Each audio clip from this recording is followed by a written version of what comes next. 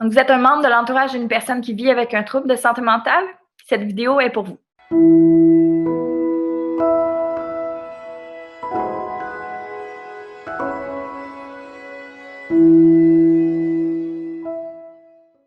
Donc, la deuxième composante du stress, selon la docteure Sonia Lupien, c'est l'imprévisibilité. Cet aspect-là renvoie à un événement qui se produit en fait de façon tout à fait inattendue. Il y a des résultats de nombreuses recherches qui indiquent que l'humain, en fait, va préférer une menace qui est prévisible, mais parfois peut-être plus douloureuse, plutôt qu'une menace imprévisible, mais qui serait moins douloureuse.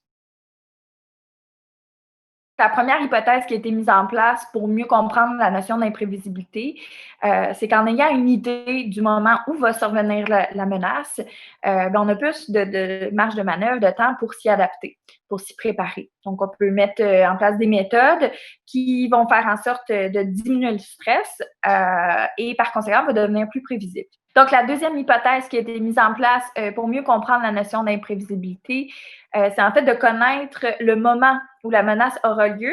Ça va nous permettre de délimiter un temps où on se sent en sécurité. Donc, qu'est-ce qu'on veut dire par là? C'est quand on sait lorsque se présentera la menace, bien, on peut prendre plus de temps pour se reposer, par exemple, pour prendre soin de nous, puis en fait de reprendre des forces, puis pour conserver notre équilibre dans nos différentes sphères de vie. Pour illustrer la notion d'imprévisibilité avec un exemple, on pourrait penser à l'instabilité de l'humeur chez certaines personnes.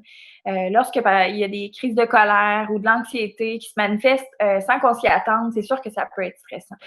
Donc, si vous entretenez une relation avec quelqu'un qui a un tempérament difficile ou voire difficile à prévoir, vous pouvez avoir l'impression de marcher sur des œufs.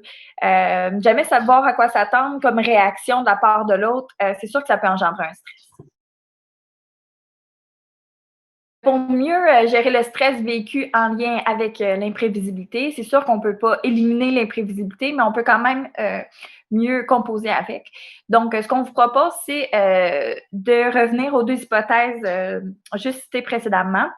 En fait, la première, ça va être d'essayer de se construire un plan, d'imaginer les différents scénarios qui pourraient se passer et s'y préparer. Donc, ça va être de prendre du recul, anticiper un peu comment ça pourrait se passer. Ça va permettre de réduire le stress. Et la deuxième, ça va être en fait de profiter de ces moments-là de sécurité.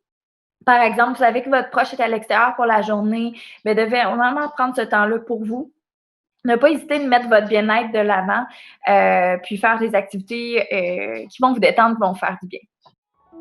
L'ACPAM accompagne les familles, l'entourage d'une personne qui vit avec un trouble de santé mentale. L'organisme, dans le fond, offre information, référence, puis soutien. Donc, à l'ACPAM, on outille nos membres pour leur permettre d'être dans une relation saine avec leurs proches, tout en prenant soin d'eux-mêmes.